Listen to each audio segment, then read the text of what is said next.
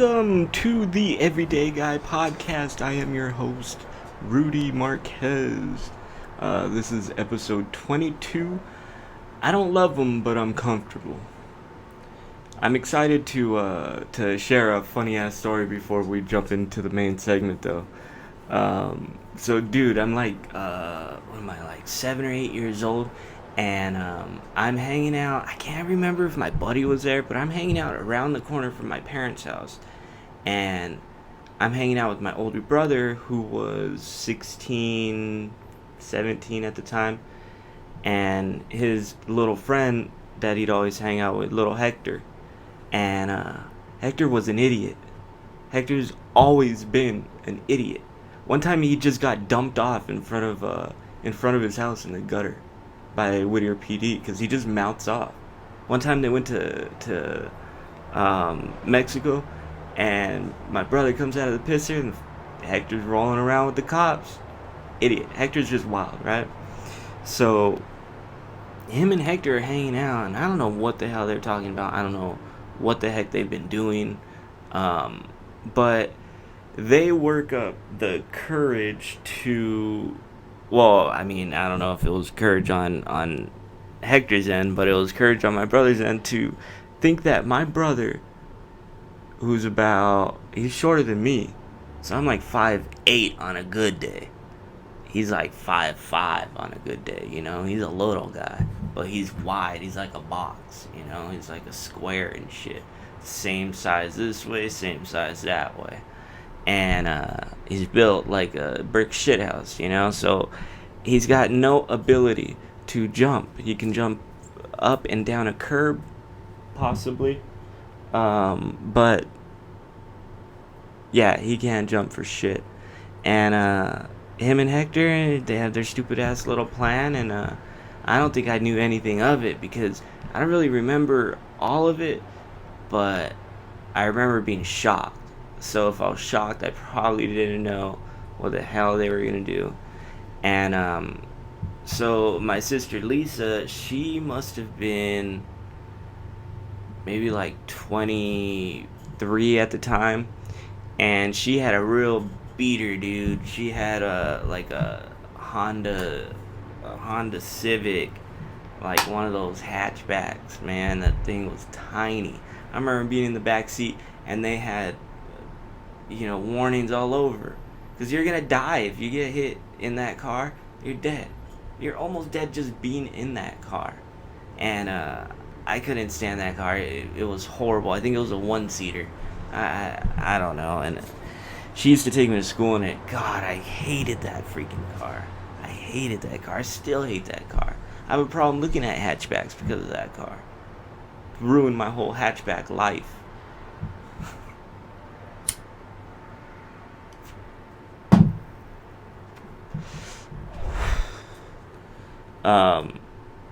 But so my sister's leaving my parents' house, and she's coming around the corner, and I'm around the corner with my brother and his stupid ass friend Hector, and Hector's like, yeah, you can't make it.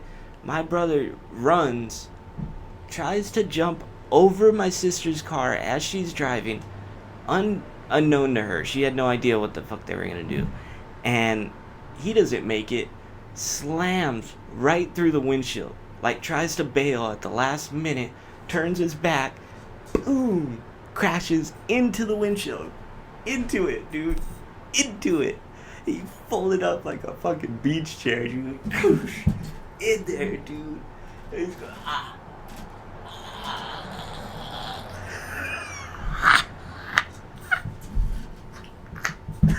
My sister doesn't give a shit about him getting glass in his back. She was fucking pissed, man.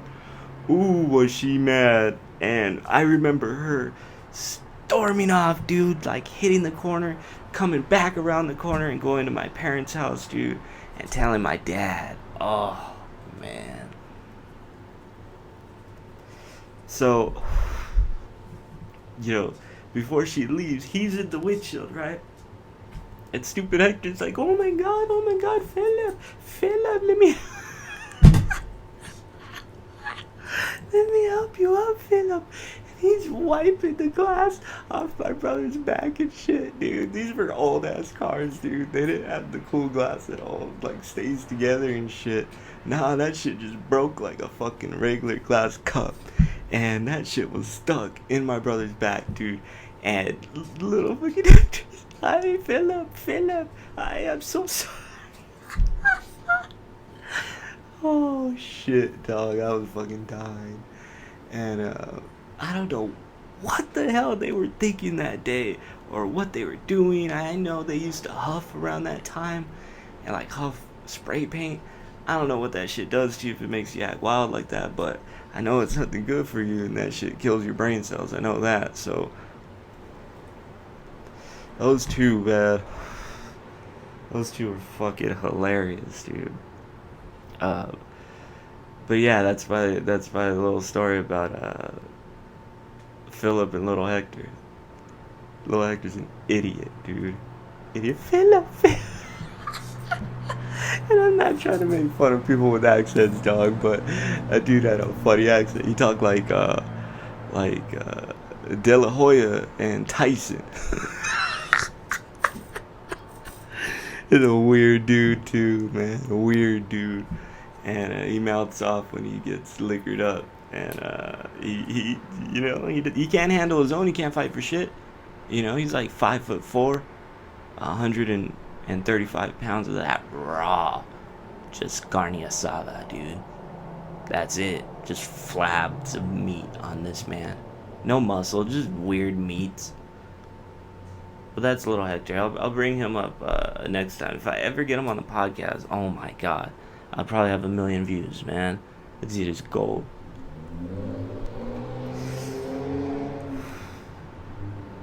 So, today's podcast is going to be essentially around relationships. Now, if this isn't the podcast for you, go ahead and skip on through. Go to episode 20. You can be fascinated by my story in episode 20. I can't remember what episode. I do an episode on the Singing Frogs. That's a local street gang that had Mexican mafia influences and were super dominant. Check that one out. But this one's going to be about relationships, and the reason I wanted to do this one was because a few listeners that I've been speaking with, more than a few, like a handful of them, have reached out, and we've created some type of dialogue between us. And one thing I've noticed from nearly all of them is it's all based around negative and harmful relationships in their life. Some seem to be in a relationship where everything was dead, but they can't leave each other because of their obligations to the kids, bills, cars, homes, finances, feelings, and then just having to change. That's a ton of work alone. And so I figured I'd do an episode on these things that I've learned about relationships. And if you're only listening to me for your relationship advice, I will tell you, go elsewhere, dude. Listen to Dr. Peterson. If you get a chance to, Jordan Peterson, man, he's fucking brilliant. He'll give you the raw, his raw opinion on what a stable relationship should look like. And some people disagree with him. He's quite controversial on some of his topics, but very, very intelligent man. So I highly recommend him. I'll be referencing him throughout this episode. And I don't personally plan on talking about intimate relationships often, but I can't deny, if I'm a true mental health advocate, I can't deny that relationships have a huge part in our mental health. And I've wanted to open up this dialogue on relationships, and if you want advice on, how to fuck up a relationship, you can come to me too. I've been through the divorce, dude. I know how to take a relationship right down, Take that ship, just ride it out. Bam! You want advice? I'll give you that advice if you want. But it ain't gonna help you. I can tell you that I've been through that door, dude. Don't go through that door. It sucks, man. So let's have an open dialogue. I mean, what does it mean to have a proper and successful relationship? Um, as always, there's a hidden message in my episodes of why I do what I do. And this one's for my girls. I got two daughters, and they'll be adolescents within the next 10 years.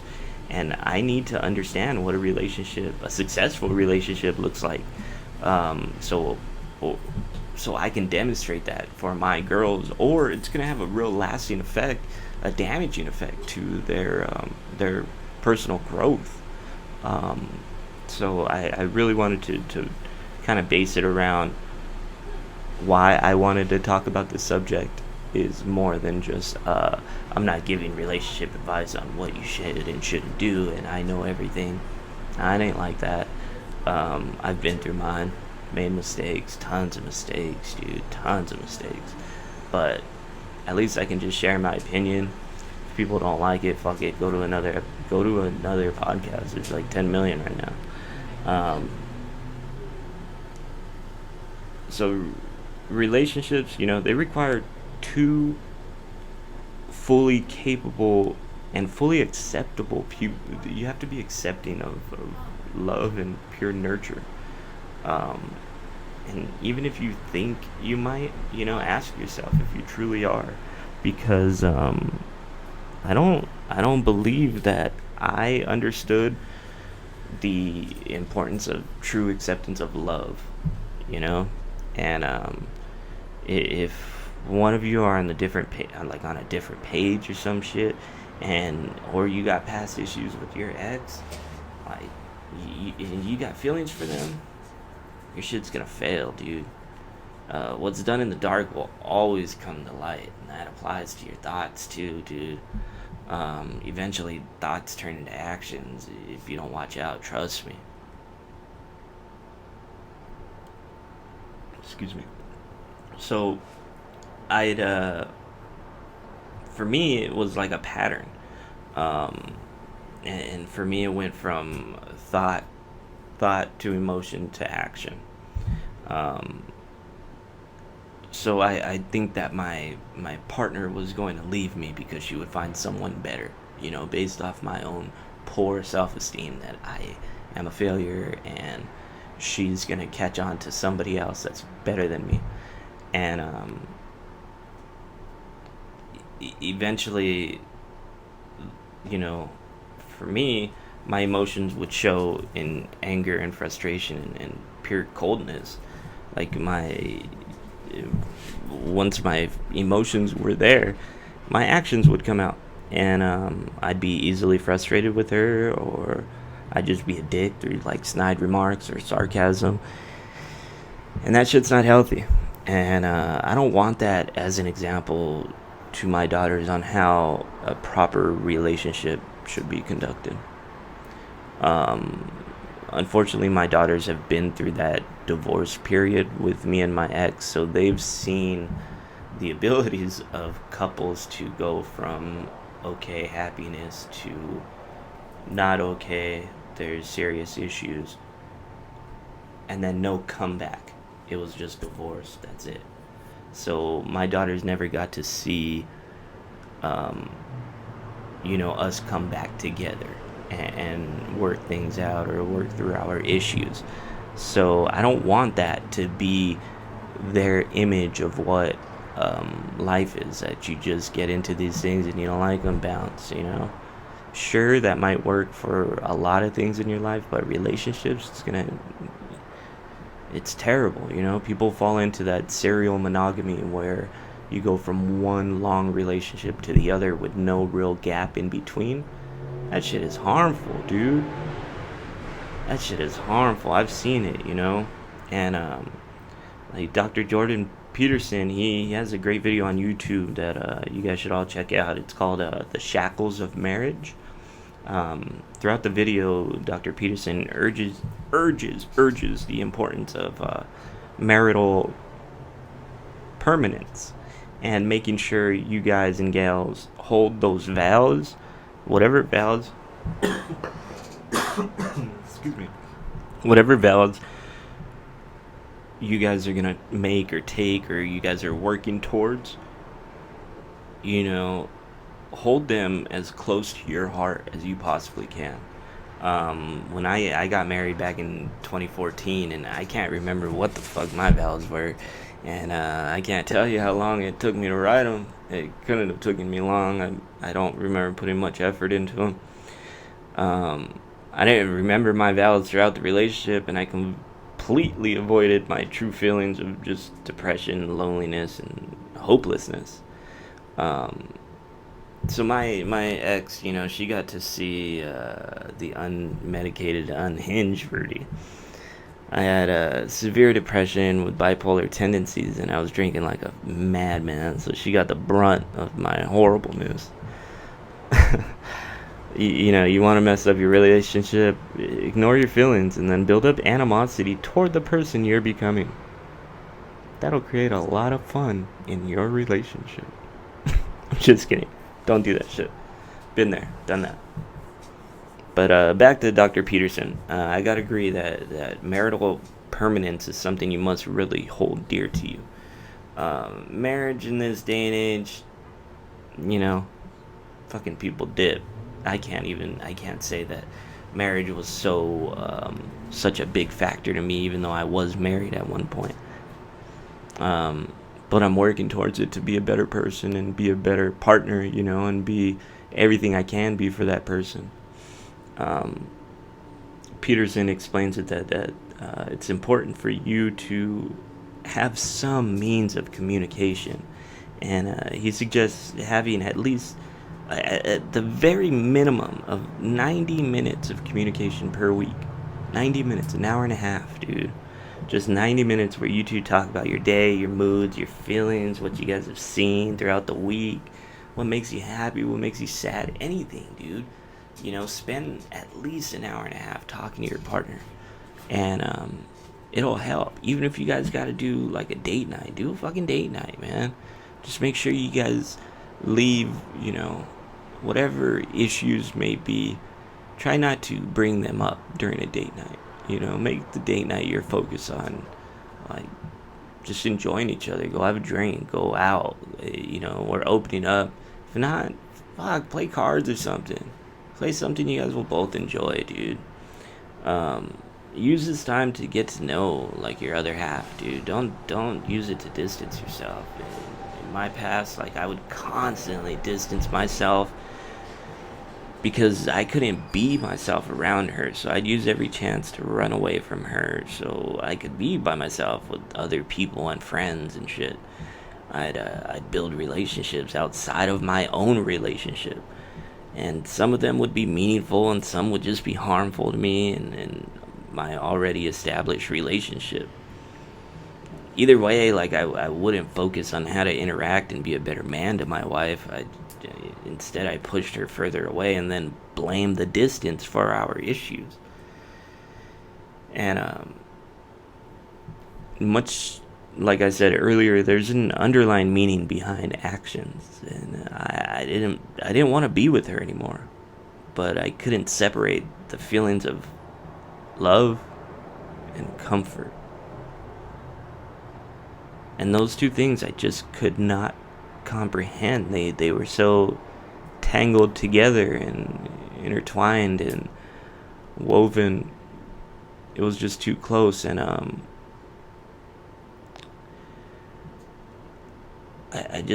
I did not know the difference between love and comfort.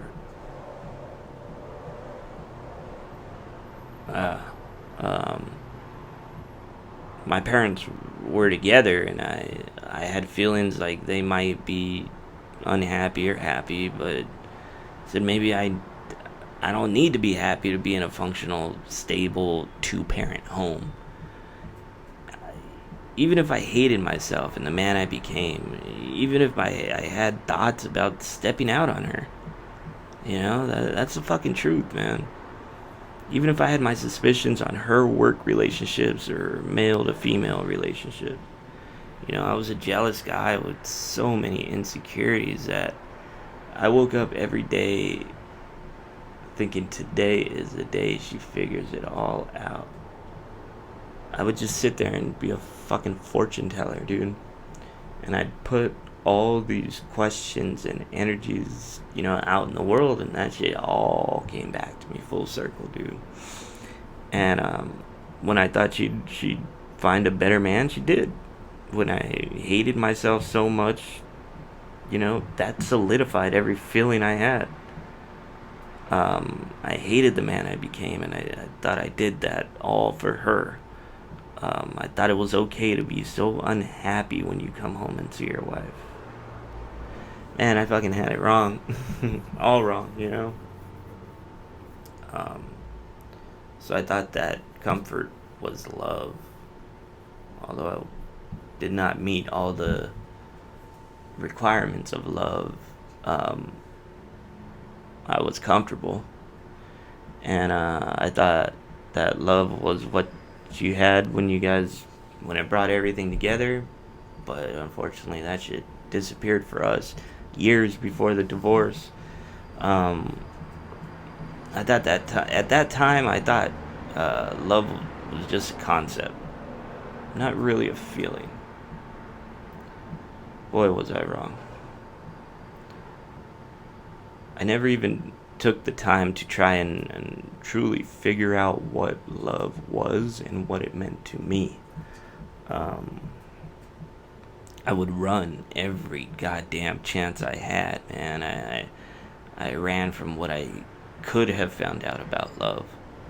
Although I went through years of never understanding love as a feeling, I'd like to think that I do now, um, and that all of this has really brought me to understand the true meanings of love. And but back then, shit, man, I was focused on friends and drinking and taking pain pills and fucking around with my schoolwork and just regular work, and I wasn't focused on my wife or family. I never took that time to focus on them. I don't I didn't take that time. That's all me. That's my responsibility. I made every single effort to get away from my issues and try to, just avoid them. That's all I did. That's the honest truth, man. I just avoided my issues in full. I drowned them in some alcohol. Um, and that shit would make you feel better for a while, And you can keep chasing the dragon if you want to, but eventually that dragon's gonna turn around and burn the fuck out of you, man. And you get burned out. You just get tired of that shit. And looking back and reflecting through all this, I don't have any animosity with that situation. But it took me some time to come to the ability to forgive and learn what forgiveness was. Um, Forgiveness for me, like, as a little sidebar to this, I always associated that word with like a religious undertone. I always thought, well, shit, forgiveness, God forgives, all right. I never thought of my personal ability to forgive. It might sound really simple to some of you, but for me, I thought about forgiveness as it wasn't a possibility. Um, in my younger years, I'd only know revenge, not forgiveness. Revenge felt better. Um, Revenge felt like, you're gonna give that person the same pain you have. And revenge can come in all different forms. For me, it manifested in a lot of like violence. When I'd fight or get angry with somebody, or we were about to fight somebody, or it's about to go down, like I'd scream out shit that had nothing to do with the situation. I'd square up with somebody like, all right, like, fuck you, my brother. Like, screaming at my brother. It ain't my brother. It's just some dude I'm about to fight. But I'd see my brother. Or I'd see these angers and these issues. I hated being home, so I'm angry at you because you're fucking up my mentality right now. I don't want to be home, and I can't be here, and you're telling me that? Fuck all that, And I would lose my mind for a little bit. I'd enter that sense of mania. And